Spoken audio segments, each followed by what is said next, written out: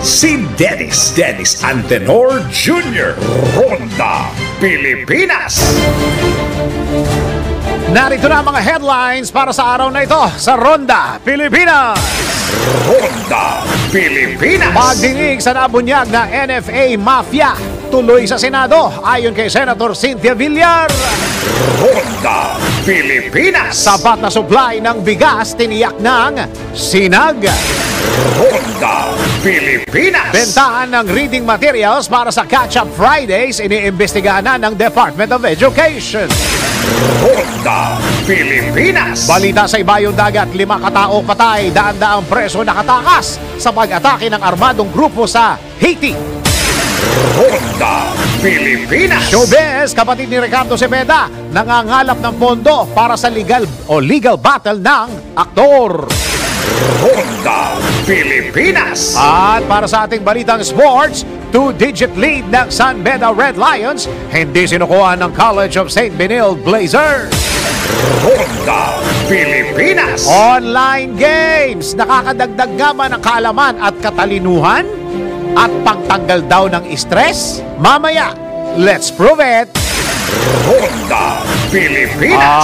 At nanliligaw na binasted, pero patuloy na nangungulit. Alam nyo ba? Bawal yan!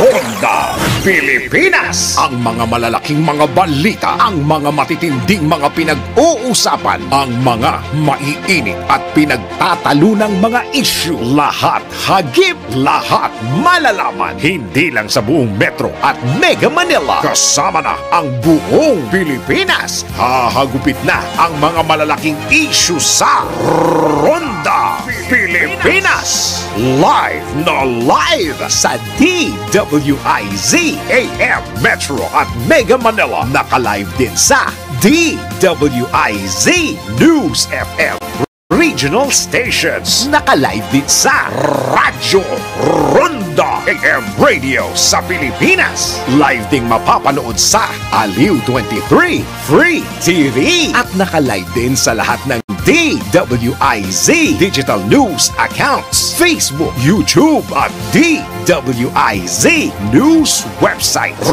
Ronda Pilipinas. Wala nang mahuhuli sa balita. Wala nang maiiwan issue na hindi mo alam. Ngayon, updated ka na sa Ronda Pilipinas. Kasama si Dennis Antenor Jr.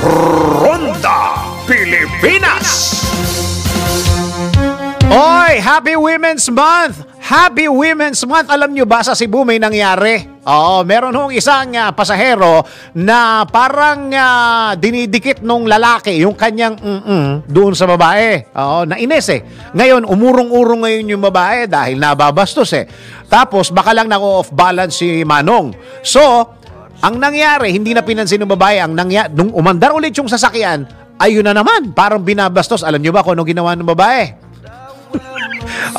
Ang ginawa ng babae, gumante. Ha? Anong ginawa niya? Hinablot niya. At, nako. Nako. At saka, nag-aaray yung lalaki dahil dun sa ginawa ng babae. Wala talaga. Iba na talaga mga kababaihan ngayon. Happy Women's Month! Happy Women's Month! Ayan, magandang araw Pilipinas, Luzon, Visayas at Mindanao. Ito ang Ronda Pilipinas. Live na tayo sa DWIZ AM Metro Mega Manila. Live din tayo sa DWIZ News FM Regional Stations at Ronda at Radyo Ronda. And of course, live tayo sa lahat ng ginagawang radyo ang kanilang mga TV sa Aliw Channel 23. Ako ang iyong magiging tagapagbalita. Ako si Dennis Antenor Jr. Ronda Pilipinas. At narito po ang ating magiging weather, whether we like it or not. Tiniyak na pag-asa na wala silang namomonitor na sama ng panahon. Pero makulimlim ha. O low pressure area na papasok sa Philippine Area of Responsibility. Ayon kay Pag-asa Weather Specialist Obet Badrina, hanggang isang bagyo ang posibleng mabuo o pumasok sa PAR batay sa pinakahuling datos. Makaka-apekto naman sa Hilagang Luzon ang Northeast Monsoon o Amihan, habang ang Easterlies naman iiral sa nalalabing bahagi ng bansa. Alam nyo, sa Metro Manila medyo mahangin pa rin sa gabi. Samantala naman ang pag-ulan at thunderstorm ang dalawang weather system, ngunit magiging maayos kabuuan ang ating panahon. Ronda Pilipinas. Samantala, kumpiyansa ang sa mga industriya ng agrikultura o sinag na sapat ang supply ng bigas sa bansa sa kabila ng maliit na ani bunsod ng epekto ng El Nino phenomenon. Ito ay ayon kay Sinag Executive Director Jason Cainglet ay dahil bagamat may mga sakahang nakakaranas ng dry spell, may mga irigasyon pa rin naman nakakapagpatubig sa mga palayan. Bukod dito, marami rin anyang stock ng bigas dahil sa import na aabot sa halos 1 milyong metriko tonelada. Na tinamaan, may dry spell, may drought. Kaya ang resulta niyan, medyo lumiit po yung ani, particular sa palay. Pero sa karamihan po ay may mga patubig pa rin. At dahil nga po ngayon ay nihan na, inaasahan natin na huwag sanang maging malaki yung epekto. So para pong report sa atin, may mga lugar na tinamaan pero kalakhan ay maganda naman po ang ani. Yung sa supply po, tingin natin wala talagang problema dahil marami ang ating in-import. Kahit ngayong taon, nasa almost 1 million metric tons na, no? Ulat sa atin na ating in-import na bigas. Wala tayo nakikitang problema kahit nag-peak ang El Nino sa panahon ngayon hanggang Abril. Ha? Sapat daw ang supply? Oh, bakit ang mahal ng bigas? Sa kabila naman ng sapat na supply, aminado ang Sinag official na magiging mahirap maibalik ang 40 pesos na kada kilo ng bigas, lalo na at mataas din ang presyo nito sa world market. Yung 40 po medyo mahirap dahil kahit sa farm gate na 23-24, may logistics din kasi yung tumaas po, yung fuel, yung isang cup na ginagamit sa pagsasaka. Mahirapan po tayong ibalik sa 40 dahil kung talagang titignan natin, nag-unahan kasi yung mga namimili ng palay. Kahit yung mga hindi involved sa pamimili ng araw, namimili ngayon dahil nga mataas yung global price ng bigas. Ngayon, pinakamababa na sa $600 per metric tons. At tirati nasa 50 lang, 500 lang tayo, 450 metric tons, dollar per metric tons, Ibig sabihin, mataas yung global price. Kaya nag-uunahan. Siyempre, maganda sa farmers natin na mataas ang farm gate, pero alam din naman natin, pag mataas ang farm gate, tataas din talaga ang presyo sa retail ng bigas. Bakit? May dumidiretso na ba ng importer sa sa mga magsasaka? Di dapat, hindi tayo dapat, apektado kung marami tayong bigas, kung sapat. Nagkakabintahan na nga sa NFA, di ba? Hindi, iba yun. Yan ang tinig ni Sinag Executive Director Jason Cainglet sa eksklusibong panayam ng DWIZ. Si Dennis Antenor Jr. Ronda Pilipinas. Samantala, tanggap tayo ng report. Ilang Nasaan din ni PBBM sa ASEAN Australia Special Summit. Alamin natin ang report ni Patrol 13 Gilbert Perdes. Gilbert, go! Inaasahang mabibigyang highlight ni Pangulong Ferdinand Marcos Jr. ang ilang usapin sa dadaluhan nitong ASEAN Australia Special Summit dito sa Melbourne. Ito ay ang may kinalaman daw sa kooperasyon hinggil sa maritime issues, climate and clean energy track, people-to-people exchange at economic cooperation. Gagawin ito ng Pangulo sa kanyang partisipasyon sa Leaders Plenary kung saan inaasang pasasalamatan din ng Pangulo ang Australia sa suporta nito sa rule of law, UNCLOS at gayon din sa pagkapanalo ng Pilipinas sa 2016 Arbitral Award. Sa partisipasyon naman ng Pangulo sa Leaders Retreat, una lang sinabi ng Department of Foreign Affairs o DFA na muling igigiit ng Pangulo ang mapayapang resolusyon at pagpapanatili ng respeto sa rules-based international order at gayon din sa multilateralism sa harap ng nanatiling usapin sa West Philippine Sea. Ang Leaders Plenary at Retreat at nakataktang dadaluhan daw ito ng Pangulo sa huling araw ng pagdalo nito sa ASEAN Australia Special Summit. Mula rito sa Melbourne, Patrol 13, Gilbert Perdes para sa himpilang may todong lakas. DWIZ nagbabalita ng tama, naglilingkod ng tama. Kapag may bagong balita, naka-on air, agad-agad, DWIZ Patrol Report. Samantala, kinundina ni Senator Cynthia Villar ang anomalyang pagbebenta ng National Food Authority ng bigas sa mga traders sa paluging halaga. Sa panayam ng DWIZ, binigyan din ni Senator Villar na ang NFA rice ay para sa mga Pilipinong nasasalanta at mga mahihirap. bumibili tayo sa NFA para ipamigay pag may mga disaster. Yung mga local government, nabili din sila sa NFA para tulungan yung kanilang mga kababayan. It was meant to be like that. Hindi tayo nagsasubsidize ng rice purchase para ipagbili sa trader. Mali yun. Samantala, sinabi ni Senator Villar, si Mama Bear, na magkakaroon ng pagdinig sa Senado, sa naturang issue. Wala namang sinabi ang mambabatas kung kailan ito magaganap dahil inaayos pa nila ang mga kaukulang papeles. Meron po nag-complain, so maghihiring po ang Senate Committee on Agriculture and Food tungkol dito. No-notice pa kami, naayos namin yung mga papeles nung nag-complain. Oo, kasi dapat may magko-complain. Ang problema kanina, nakikinig ako doon kay Senator Tol. Ang sabi ng DA ay hindi pa yata nakalive yung mga involved. Ano ba yun? Parang tagal. Parang last week pa natin na balitaan to Drew, no? Pambihira. Yung pala, hindi pa pala nakalive or sinuspend. Oo, baka pwede na rin ipatawag, Senator. Yung mga bumili. Ha?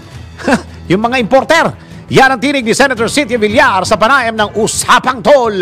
Exclusive sa DWIZ. Ronda Pilipinas. Samantala, iniimbestigahan na, ayan na, ng Department of Education pala to, hindi pala Department of Agriculture, Department of Education, ang sinasabing ito pa isa, pagbebenta ng mga school personnel ng reading material para gamitin sa Catch-up Fridays ng mga mag-aaral. Ito'y matapos makatanggap ng DepEd ng mga ulat. Ayon sa Departamento, layunin ng Catch-up Fridays na mahasa ang kakayahan ng mga estudyante sa tamang pagbabasa maging sa kanilang reading comprehension. Binigyang diin pa ng DepEd na hindi ito nangangailangan ng karagdagang gastusin at sa halip ay maaari namang gamitin ang mga available na material na maaaring basahin ng mga mag-aaral. Dahil dito, babala ng DepEd ang sinumang tauhan ng mga paaralan ang mapapatunayan na sangkot sa mga ipinagbabawal na gawain yan ay mahaharap kayo sa kahulang parusa. Si Dennis Antenor Jr. Ronda Pilipinas. Ay kung iimbestigahan ng Senado yan, ipatawag yung mga magulang na bumili. Yung mga reading materials, yung Catch-up Fridays muna yan para sa galing yan, ang hugot niyan yung isang study na medyo mabagal yung ating reading comprehension, yung mga kabataan. Kaya nagkaroon ng Catch-up Fridays. Ngayon kung may bentahan dyan, parang bigas sa ay dapat managot. Ang dapat managot ay tanggap tayo ng isang report. Daming anomalya ngayon, ha? Dami ng ipis at saka daga sa naiya. Kumusta na ba yun? Ha? Pero ba tayo pwede makausap doon?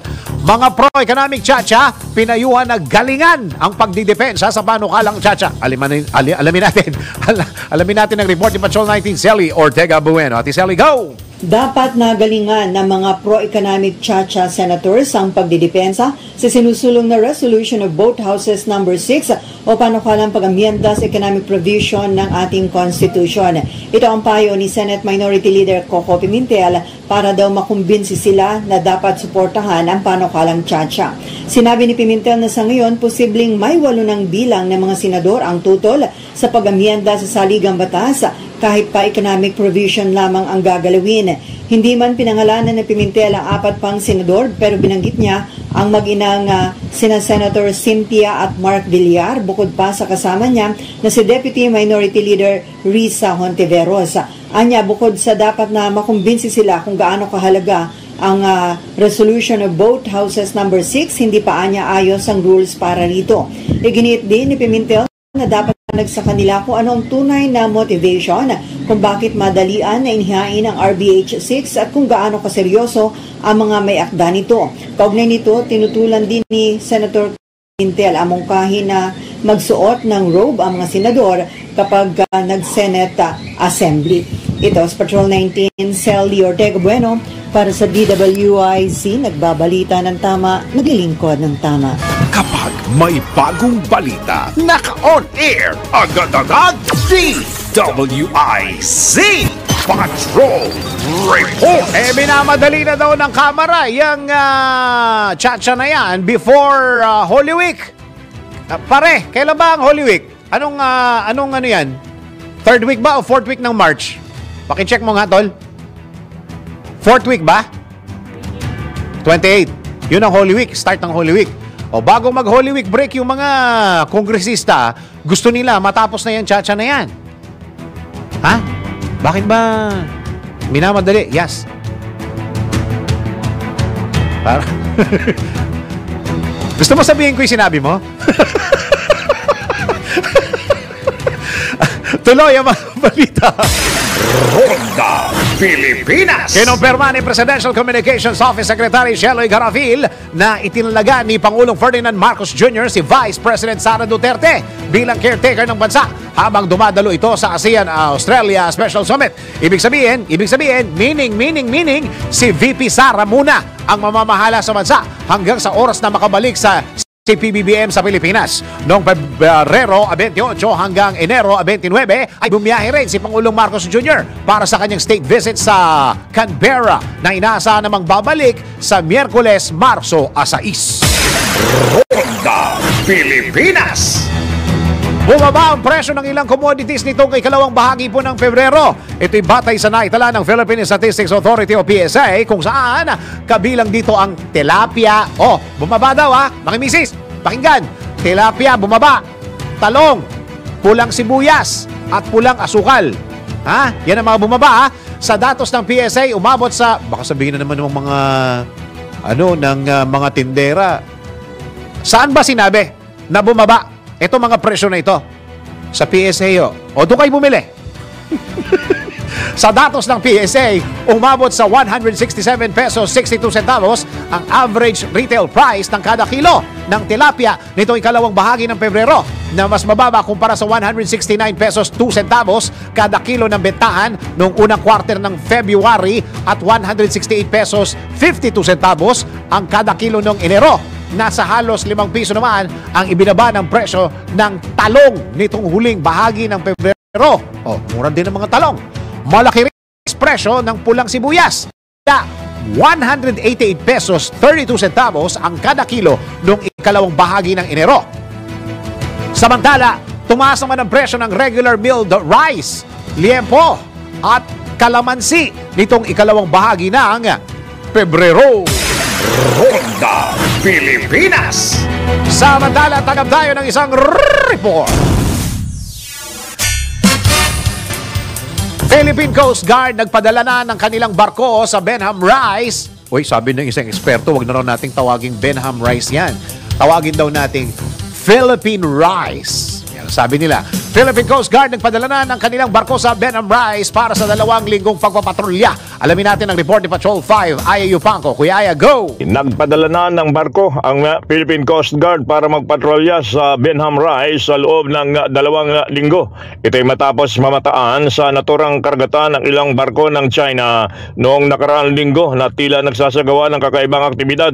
Ayon kay Philippine Coast Guard Commandant Admiral Ronnie Hill Gavan, ipinag-utos niya pagbiyahe ng BRP Gabriel Silang para sa 2 linggong misyon sa Batanes at Benham Rice simula ngayong araw. Ang naturang barko ay magpapatrol sa karagatang sakop ng silangang bahagi ng Pilipinas para magsagawa ng maritime domain awareness, pag-igtingin ang presensya ng Coast Guard sa Northern Luzon at i-monitor yung hanap buhay ng mga lokal na mangingisda.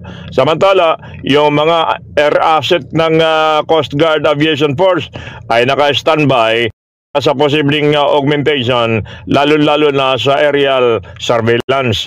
Ito is Patrol number 5. Ayayupan ko para sa implementuan ng lakas. DWIC. Nababalita ng tama, naglilingkod ng tama. Kapag may bagong balita, naka-on air, agad-agad, DWIC. Patrol Report. Oy, mga kababaihan, National Women's Month, March. Okay. Sa mga babae po dito sa atin, sa Pilipinas, yan po ay nililigawan. Ang babae ang nililigawan. Oo. Pero sa panahon daw ngayon, pwede na magbigay ng nararamdaman o magsiwalat o magsabi ng kanyang nararamdaman sa panahon ngayon. Pero ng panahon namin, babae talaga. Oo. Pero marami pa rin ang babaeng nililigawan. Pero ang tanong, kapag kami nanligaw ba sa inyo, tapos binasted nyo na, nangungulit pa rin? Oo. Yan ang laman ng ating NBI. Manliligaw na binasted pero patuloy pa rin sa pangungulit. Kaganda, haba ng hair. Alamin natin ang kaparusahan dyan sa nangungulit na yan, ha? Dito, si Angelo Bainyo kaya niligawan niya yung asawa niya, kinulit din niya. Ha? Oh, pinakasalan eh. An NBI report. Wala kay Angelo Bainyo. Go! Alamin kung bawal o hindi. Dahil kung di mo alam to, kaso ang kakaharapin mo sa NBI. Nako, bawal ito. Manliligaw na binasted pero patuloy na nangungulit? Nako, bawal ito. Kung mayroon kang gandang hindi mo inakala, malamang ang mga kalalakihan ay sa'yo'y nagkandara pa. Pero paano kung binasted mo na pero hindi ka pa rin tinatantanan? Pwede mo bang kasuhan ang makulit na manliligaw? Ayon sa Section 12 ng Republic Act 11313 o Safe Spaces Act, maituturing na harassment ang incessant messaging o ang walang katapusang pagtawag, pag-message o pangungulit ng isang tao dahil maaari itong magdulot ng mental, emotional at psychological distress sa isang tao. Nakasaad sa batas na ang sino mang lumabag sa gender-based online sexual harassment ay maaaring makulong ng mahigit 2 taon hanggang 4 na taon at magmulta ng 100,000 piso hanggang 500,000 piso. Maaari mo ring kasuhan ang pasaway na manliligaw ng paglabag sa Article 287 ng Revised Penal Code o unjust vexation kung hindi ka na komportable sa patuloy na pangungulit nito. Kaya naman, brother, a piece of advice lang. Kung pahintuin ka na ng nililigawan mo, irespeto at huwag nang ipagsiksikan pa ang sarili mo. Marami pa namang isda sa ay marami pa namang ibang babae dyan. Huwag nang makulit para hindi ka masabihan ng, nako, bawal ito. Pero noon, pagka binasted na noon, tuloy pa rin yung mga lalaki. Di ba? Oo. Hamakin man ang lahat. Tapatan man ang sibat. Ayan. Ang pag-ibig ko'y mananatiling tapat. Parang baduy. Kadiri. Kadiri. O, di ba? Alam mo, anong gawin mo, mga kalalaki? Pagka binasted ka, magpaka-busy ka sa basketball. Oo, baka mamaya, pag ikaw ay nakashoot, Pag ikaw ay nakashoot, ay talaga namang baka mapatili yung nililigawan mong nang busted sa'yo. Oo, di ba? Iba ang dating ng mga lalaki magaling sa basketball. Kaya, nako, doon sa mga mahilig sa sports, mga kaastig, handa na ba kayo for the next level ng saya sa paborito ninyong sports sa Arena Plus? Astig sa sports, siguradong magpapabago sa paraan ng inyong pag-enjoy sa mga paborito ninyong laro. Pwede mong i-stream ang live games ng mga local at international sports sa internet at sa inyong mga telepono, sa inyong mga mobile phones. Maging up-to-date sa latest score sa libu-libong games worldwide. Kasama dyan ang PBA, NBA, PBL, soccer, basketball, volleyball, boxing at marami pang iba. But, that's not all. Kasama sa magbibigay ng saya sa inyong gaming experience, ang official Astig endorsers na sina Scottie Thompson at NBA star Jordan Clarkson. Kaya ano pang inaantay ninyo? Download Arena Plus app now in App Store or Google Play. You can watch it also on arenaplus.ph. Sa Arena Plus, Astig sa sports. Keep it fun. Game responsibly. Oras po natin sa mga mali-mali oras. Para ma-check nyo kung advance kayo ng 5 to 10 minutes. 27 minuto na makaraan ng alas 10 ng Yumaga. Ronda Pilipinas. Hoy, malapit na yan, Pangakong hindi napako o pangakong di napako. Yan, ang interviewin po natin dyan, mga politiko. Kukumustahin natin yung mga pinangako nila noon kung meron na silang ginawa o ginagawa pa. Kasi ang problema sa atin, hindi na natin minumonitor yan, doon sa mga questionin at nagaanap nung mga pinangako nung kanilang mga anong tawag doon, mga nangangampanya. Nung nangangampanya sila, kung meron at nanalo sila, hinahanap ninyo, baka mamaya hindi nyo alam, ginagawa na pala niya. Yun, i-interviewin natin. Just message us sa Facebook, sa website at saka sa TikTok accounts ng DWIZ. Tapos hahanapin natin, papa-appointment tayo, tapos tatanungin natin yung mga politiko. Yun. Ay, tanggap tayo ng report. Modernisasyon ng Bureau of Fire Protection, sinuportahan ng isang senador sa harap ng sunod-sunod na sunog. Alamin natin ang report ni Patrol 19 Sally Ortega Bueno. Ate Sally, go! Suportado ni Senator Francis Tolentino ang modernization ng Bureau of Fire Protection, kasunod na rin ang tumataas na bilang ng mga insidente ng sunog. Batay sa report ng Bureau of Fire Protection, 25% ay tinaas ng mga fire incident sa loob lamang ng isang taon o mula 13,000 noong 2022, tumaas ito sa 16,493 na insidente ng sunog noong 2023. Sa ngayon, sangayon si Tolentino sa hiling ng Bureau of Fire Protection na magdagdag ng mga makabagong kagamitan at dagdagan ang mga tauhan upang matugunan ang tumataas na fire incident, lalo tinukoy ng ahensya na mas tataas pa ang insidente sa pagsisimula ng El Nino ngayong buwan ng Taginita. Partikular na isinusulong ni Tolentino ang auxiliary formation bilang multiplier sa buong bansa para epektibong makarespondi agad sa mga sunog. Tinukoy din ng BFP na ang karaniwang sanhi ng sunog sa mga gusali at residential areas ay depektibong kawad ng kuryente, loose connections, overloading at paggamit ng live flames sa pagluluto. Ito sa Patrol 19, Sally Ortega Bueno para sa DWIC, nagbabalita ng tama, naglilingkod ng tama. Ronda Pilipinas. Tinatawagan namin sana ang NAIA. I-interviewin sana natin. Ano ba pag-uusapan, Hiyas? Surot? Daga? O ipis? Yung pinaka-latest, yung ipis, di ba? Oo. So, surot, daga, at saka ipis. Yon ang pag-uusapan. Kasi pinag-uusapan nila eh. Hayaan muna natin sila mag-meeting. Oo. Bukas na tayo mag-interview kung nasaan na yung kanilang investigasyon. Oo. At yata isa sa mga desisyon yata is tanggalin na yung mga ibang upuan doon na may surot. Oo. Lalong, pati yung ratan pala, baka kayo mapunta sa NAIA, hanapin nyo yung magandang upuan ng ratan. Wala na ho eh. Oo, wala na ho doon. Nilagay na nila siguro sa bodega. O yan, sa mga nanonood sa Aliw Channel 23, yan yung surot. Tingnan nyo nga kung mistiso.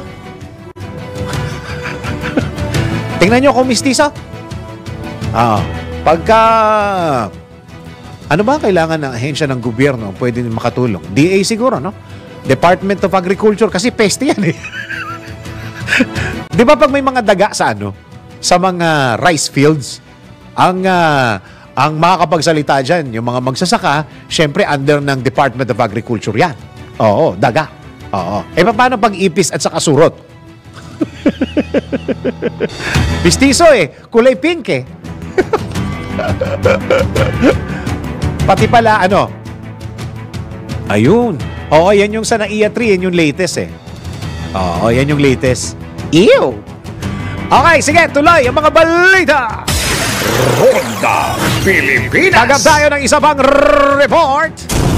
Planong pagtatanim ng 8.5 million na puno ng nyug sa bansa ngayong taon, suportado ng Party List Solon. Alamin natin ang report ni Patrol 11, Tina Nolasco. Tina! Nagpahayag ng kanyang buong suporta si National Unity Party President at Camarines Representative Elry Villapuerte sa plano ng Philippine Coconut Authority o PCA na pagtatanim ng nasa 8.5 bilyong puno ng nyug ngayong taon. Ayon kay Villapuerte, ito'y bilang suporta na rin sa target ng Pangulong Marcos Jr. na makapagtanim ng 100 milyong puno sa 2028 bilang bahagi ng rehabilitation program at upang maging world biggest coconut exporter ang Pilipinas.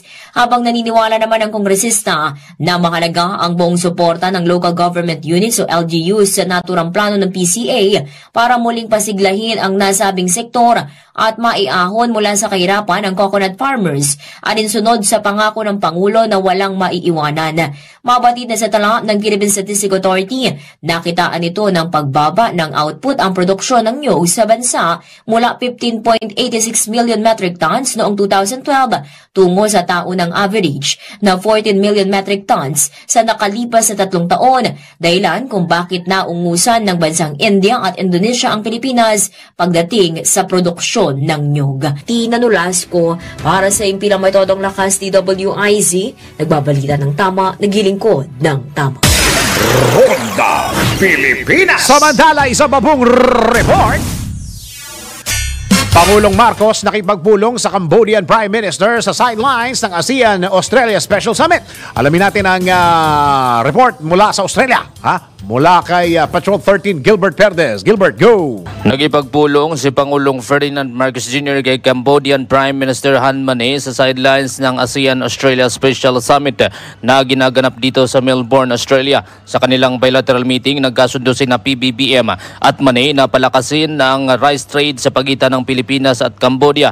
Naging highlight din sa pagpupulong ng dalawang leader ang nagaganap na efforts na may kinalaman daw sa double taxation at pagpapabuti ng ease of doing business. Maliban dito, natalakay din ang expansion ng flight connections para mapabuti raw ang accessibility sa mga nangungunang tourism destinations at pagpapalakas ng defense ties bilang tugon sa mutual security concerns. Mula rito sa Melbourne, Patrol 13, Gilbert Perdes nagbabalita ng tama, naglilingkod ng tama. Kapag may bagong balita, naka-on air, agad-agad, DWIZ Patrol Report. Isang balita mula sa Mindanao. Isang siklista sa Davao nawala ng kontrol. Hala, patay na. Wow. Alamin natin ang report mula sa 98.7 DWIZ News FM Southern o Southeastern Mindanao mula kay Mia Escovilla. Mia, go! Patay ang isang cyclist matapos mawala ng kontrol habang nakasakay sa kanyang bisikleta sa Mahilta, Barangay Langob, Davao City. Kinilalang biktima na si Jerome Castillo, 15 anyos, menor de edad, at naninirahan sa Barangay Agdao, Davao City. Ayon sa report, nagbibisikleta ang biktima at aksidenteng naipit ang puntas ng kanyang sapatos sa gulong ng bisikleta na naging sanhi ng insidente. Mabilis namang rumisponde ang mga medic at naisugod pa sa ospital ang biktima, ngunit binawian ang pinaalahanan ng kapulisan ng mga behero na mag-ingat upang maiwasan ang insidente. Mula dito sa 98.7 DWIZ Southeastern Mindanao, ito po si Mia Escovilla, nagbabalita ng tama, naglilingkod ng tama. Ronda Pilipinas. Isa bang report? 51st Paraw Regatta Festival sa Iloilo, Guimaras. Nagtapos sa makulay na fireworks display. Alamin natin ang report mula sa 89.5 DWIZ News FM Iloilo, Western Visayas, Richard Bertuso. Richard, go! Naging makulay ang Paraw Double Outrider Sailboat ang nakatakdang lumahok sa pangunahing karera na magtatapos sa ika-51st Iloilo Paraw Regatta Festival kahapon, Marso 3, 2024. Inihayag ni Joyce Clavisillas, ang Executive Director ng Iloilo Festivals Foundation Incorporated. 40 kalahok ang nagparehistro at nakatugon sa kanilang mga kinakailangan, kung kaya't sila ay naging kwalipikadong sumabak sa 3 kategorya ng Paraw Race. Ang Paraw, isang maliit na bangka na nilagyan ng 2 stabilizer, ay malawak ang ginagamit para sa paglalakbay at kalakalan noong sinaunang panahon at patuloy na nagsisilbing paraan ng transportasyon at pinagkukunan ng kabuhayan. Humigit kumulang 14 na Paraw ang nakalista sa ilalim ng kategorya A, habang 15 at 11 kalahok ang sumali sa kategorya B at C. Ayon sa pagkabanggit, ang kategorya A ay tinalaga para sa mga sailboat na may sukat na 25 talampakan sa pangkalahatan. Ang kategorya B para sa mga may haba ng waterline na 16.1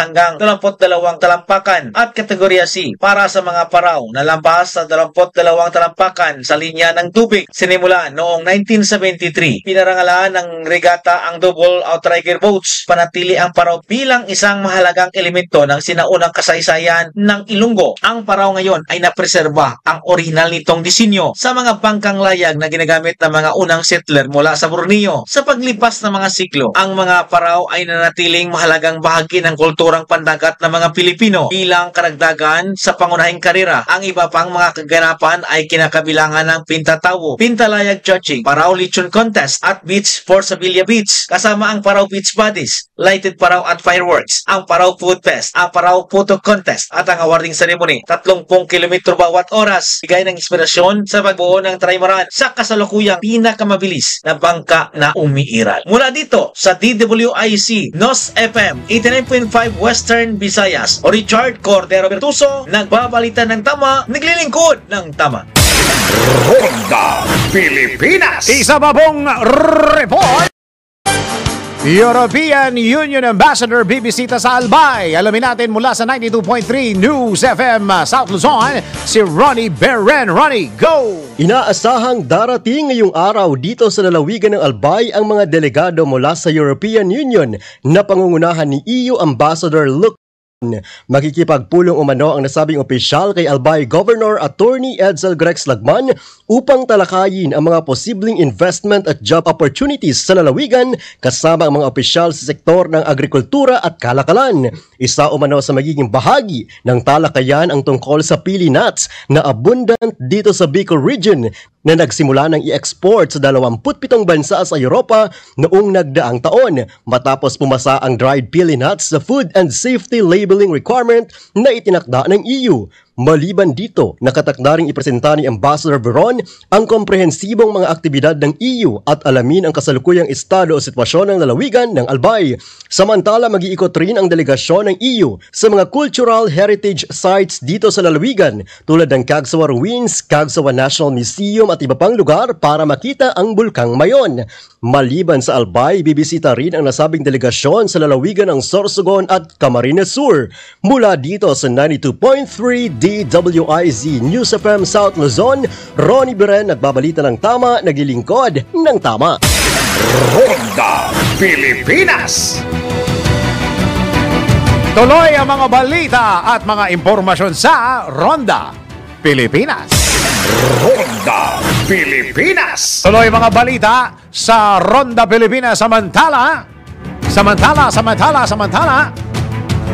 patuloy na umaaray ang ilang vendor ng baboy sa ilang pamilihan. Ito'y dahil matumal na bentahan ng nabanggitang produkto. Ayon sa mga vendor, hindi tinatangkilik na mga mamimili ang baboy dahil sa mataas na presyo ng produkto. Pero may mga Pilipino na hindi na kumakain ng mga baboy sa panahon ngayon. Pag malapit na yung Kwaresma. Sa ngayon, naglalaro sa 340 pesos hanggang 410 pesos ang average na bentahan ng kada kilo ng liempo sa mga pamilihan sa Metro Manila. Habang nasa 330 pesos hanggang 340 pesos ang kada kilo ng kaskasim at 320 pesos ang buto-buto ng baboy. Una nang siniguro ng Department of Agriculture na paiigtingin pa ang kanilang hakbang upang masuportahan ang hog industry at matugunan ang problema sa African swine fever. Ronda Pilipinas. Alungkot meron pa rin African swine fever. Patuloy ang ginagawang hakbang ng pamahalaan upang maibsan ang epekto ng El Nino phenomenon. Kabilang narito ang pagtatayo ng mga irigasyon at dam sa iba't ibang bahagi ng bansa. Bago pa rito ay sinabi ni Pangulong Ferdinand Marcos Jr. na iba't ibang paraan ang ginagawa ng administrasyon dahil habang tagtuyot ang nararanasan sa Luzon at Visayas ay binabaha naman ang ilang bahagi ng Mindanao. Binigyan din ng Pangulo na bukod sa mga infrastruktura na makakatugon sa tagtuyot ay makakatulong din ang mga ito na matiyak ang sapat na supply ng pagkain sa bansa. Si Dennis Antenor Jr. Ronda Pilipinas. Mga balitang dapat alam mo kahit sa labas ng bansa. WIZ Balita sa ibang bansa. Lima katao patay habang daan-daang preso ang nakatakas sa Port-au-Prince, Haiti. Matapos ang pag-atake ng mga armadong grupo, nabatid na naganap ang jailbreak habang nasa ibang bansa si Haiti Prime Minister Ariel Henry at nanawagan ng tulong sa United Nations. Ayon sa Communications Ministry, nagpapatuloy ang operasyon ng mga otoridad upang madakip ang mga nakatakas na preso at matukoy kung sino ang nasa likod ng insidente. Ronda Pilipinas. Samantala, para sa ating balitang papalakasan, 2-digit lead ng San Beda Red Lions. Hindi sinukuhan ng College of St. Benilde Blazers. Sports News mula kay Kim Gomez. Sa mundo ng palakasan, ang latest malalaman sa DWIZ Sports News. Sa nalalapit na pagkatapos ng elimination round ng Season 2 ng Pinoy Liga Next Man Cup, nagtuos ang dalawang kupunan mula sa National Collegiate Athletics Association o NCAA, ang San Beda University Red Lions at ang College of St. Benilde Blazers. Ang match-up sa pagitan ng dalawang kupunan ay isa sa mga larong pinaka-aabangan dahil ilan sa mga manlalaro ng St. Benilde ay recruits mula sa San Beda. Bukod pa riyan, laban na ito, nakataya ang kapalaran ng makukuha ng twice-to-beat advantage sa playoffs. Sa first quarter, mabilis nakapag-capitalize ang Red Lions at kanilang na-maintain ng double-digit lead habang humahabol ang Blazers. Ngunit pagpasok ng third quarter, dumikit na ang score ng Benilde sa San Beda dahil na rin sa magandang ball movement ng team. At bago ang 5-minute mark ng last quarter, napigilan na ng Blazers ang run ng Lions na makakuha ng end-one basket si Michael Mara at patuloy nang nakuha ang lead hanggang sa tumunog ang buzzer. Natapos ang regulation na may final score na 70-63. Panoorin ang selected games ng Pinoy Liga Next Man Cup dito sa Aliw Channel 23. That portion was brought to you by Arena Plus. Sa Arena Plus, astig sa sports. Download Arena Plus app now in App Store or Google Play. You can watch it also on arenaplus.ph. Ronda Pilipinas. Ito na ang latest, bagong-bago, fresh na fresh. DWIZ Showbiz News. At para sa ating balitang showbiz, kapatid ni Ricardo Cepeda nangalap ng pondo para sa legal battle ng aktor. Showbiz report mula kay Anton.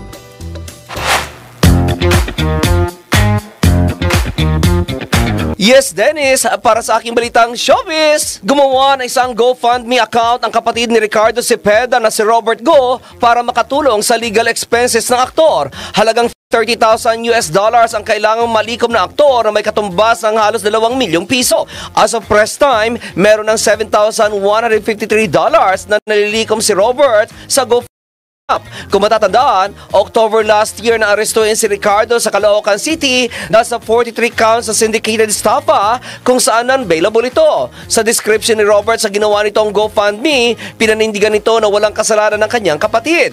Mali umano na isinangkot ito sa kasalanan ng isang kumpanya kung saan pansamantala lamang ito naging endorser. Wala umanong alam si Ricardo sa nangyayaring issue sa kumpanya at wala itong direktang involvement sa business decision o investment ng kumpanya, kundi nagpo-promote lamang ito ng mga produkto ng kumpanya, kaya't napaka-unfair umano na isangkot ito sa pagkakamali. Dahil sa pagkakakulong umano ni Ricardo kung kaya't naharap ngayon sa financial crisis ang pamilya nito dahil mula pa noong nakaraang taon ito walang trabaho at nasa na ang savings ito, lalo na at may health problems pa ang mga magulang ng aktor. At yan aking balitang showbiz para sa impinang metodong lakas DWIZ. Ako si Anton, nagbabalita ng tama, naglilingkod ng tama. Ronda Pilipinas. Ako, napakalungkot naman na nun. Ronda Pilipinas. Isa pa? Okay, para sa ating Let's Prove It. Nako, doon sa lahat ng mga nag-online games. Alam niyo ba may nagsasabi na nakakatalino daw yan, yung mga online games. Tapos, nakakatanggal din daw yan ng stress, ha? Sabi nila. Ngayon, let's prove it. Bago maniwala sa mga claim na yan, patunayan na yan sa Let's Prove It! Kamakailan ay nakilala ang Blacklist International bilang esports organization na nagbigay ng karangalan sa bansa dahil sa ipinamalas nilang galing sa paglalaro ng PUBG, Mobile Legends, Garena, Free Fire at Call of Duty. Sadyang napakalayo na natin kumpara sa kinalakihang luksong baka, agawan base, tumbang preso, piko, sipa, bunong braso, Chinese garter at iba pa. Bagamat hindi na palakasan ang labanan ngayon, nasusukat naman sa talas ng isip kung paano mo didiskartehan ang pag-atake sa mga kalaban. Yung tipong kahit nakaupo ka lang ay kung saan-saan ka, dinadala ng naggagandahang graphics at kung anong-anong skills na iyong nabuboost. So, if you're wondering kung bakit maraming nahuhumaling sa online games at sabi nila, nakakatalino daw ang online games, tara, let's prove it! Narito ang sagot. Una, nakakatanggal ng stress. Sa oras na in-game ka na, ay napupunta na sa laro ang iyong focus. Kaya pansamantala mong nakakalimutan yung mga bagay na nakakapagpa-stress sa'yo. Kumbaga, dinadala ka ng laro out of this world kung saan ang tanging goal mo ay mag-level up, ma-accomplish ang mission at at madagdagan ng weapons/cosmetics. Ikalawa, natututong mag-multitask. Yung tipong napagsasabay mo ang pagkain habang naglalaro. Pag-charge ng gadgets habang naglalaro. Pwede ka rin magpabuhat sa iyong mga kalaro habang inaatupag mo ang ibang bagay. Bukod dyan, bumibilis din ang iyong typing speed dahil unti-unti mong nakakabisado ang bawat letra sa keyboard nang hindi tumitingin. Nagiging keyboard warrior ka, ika nga. Ikatlo, nakakadagdag ng kaalaman sa computer. Yung bang inaaral mo ng magbaklas kabit ng computer, gusto mo mag-upgrade ng mag-upgrade hanggang mabuo mo na yung gusto mong specs para hindi ka na maglalag habang naglalaro. Darating sa punto na aaralin mo na rin kung paano mo mag-live streaming gamit ang third-party software. Kumbaga, nagiging knowledgeable ka pagdating sa computer hardware and software. Pwede rin kumita ng pera. Meron ding trading na nagaganap sa online games kung saan magpo-purchase ka ng item tapos pwede mo ring ibenta yon sa ibang player. May mga pustahan ding nagaganap sa bawat laro. Batid nating napakaraming nahuhumaling sa online gaming. Gayunman, hindi ito dapat makaadikan dahil napakarami ring negative impact na maaari nitong idulot sa iyo, physically and mentally. That's why, play moderately. Ronda Pilipinas. Nakakadagdag pala ng talent yan. Kung tutuusin. Yung mga online games, ang lalaki ng premyo dyan. Milyones talaga. Okay, bago tayo magpaalam, tayo muna ay magpatama quote of the day. Ang ating patama quote of the day ay, hindi man nating mabago ang nakaraan mo, baguhin natin ang future mo. Yung mga nakaraan mo, okay na yan. Wala ka na magagawa dyan. Okay na yan. Ilagay mo na yan sa dulo, ilagay mo na yan sa likod mo. Wala na yan. Yan na talaga yun. Hindi na mababago. Ang mababago mo ay ang future mo. Hindi nyo ba napapansin kapag ka ang isang tao, reklamo ng reklamo sa buhay, pagka nakakausap ninyo, mamaya ng konti parang pagod na rin kayo. No? Parang na-absorb mo na yung problema niya sa buhay. Yung parang pag napapagod siya, pagkatapos nyong magkwentuhan, parang napapagod ka na rin. Parang inis na inis ka na rin sa buhay. Kaya mag-ingat kayo sa mga kakwentuhan ninyo dahil sila ay, anong tawag dito? Nakakaagaw ng lakas. Inspirasyon at saka nakaka-stress. Yan. Dapat makipag-usap kayo sa mga taong, uy, may idea ako ng ganito. Ay, magninegosyo ako ng ganito. Ay, gagawa ako ng ganito. Ayan, yung mga future. Pero yung mga tao na reklamo ng reklamo dahil sa kanilang mga past, nakoy, parang nangaagaw lang ng lakas yan. Yan ang ating patama quote for the day at yan ang kabuuan ng mga balita at impormasyon sa Ronda Pilipinas. Antabayanan po ang susunod na programang Yes, Yes, Yo, Topacio with Attorney Ferdy Topacio. Maraming salamat, Pilipinas. Ako ang iyong naging tagapagbalita. Ako si Dennis Antenor Jr. Nagbabalita ng tama, naglilingkod ng tama. Ang mga malalaking mga balita, ang mga matitinding mga pinag-uusapan, ang mga maiinit at pinagtatalunang mga issue. Lahat hagip, lahat malalaman. Hindi lang sa buong Metro at Mega Manila. Kasama na ang buong Pilipinas. Hahagupit na ang mga malalaking issue sa Ronda Pilipinas.